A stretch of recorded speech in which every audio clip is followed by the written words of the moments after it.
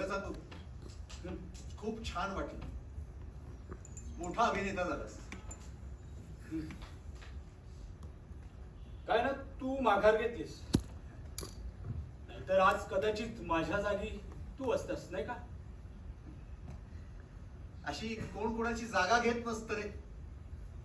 जे मला नाही जमलं ते तुला जमलं. कसला भारी ऍक्टर होतास तू. स्पर्धेत तर तुला हमखास बक्षीस मिळायचं. बाय द वे तू एवढ्या लवकर हार का मानलीस? परिस्थितीला शरण गेलो. तसाही माझ्याकडे दुसरा कोणता पर्याय नव्हता म्हणा. जाऊ दे रे. एक सांगू का, स्पर्धेचे गणित आणि तुमची व्यावसायिक गणित वेगळी असतात.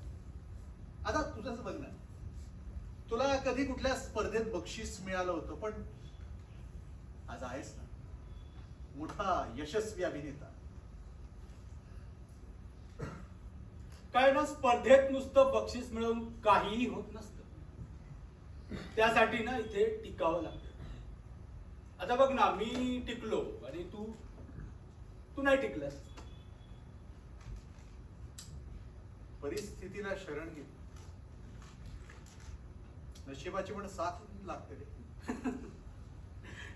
हे असं नशिबाच्या नावावर खापर फोडण्यात ना काहीही अर्थ नाहीये. तुला सांगू, यासाठी ना अंगात धमक हवी असते.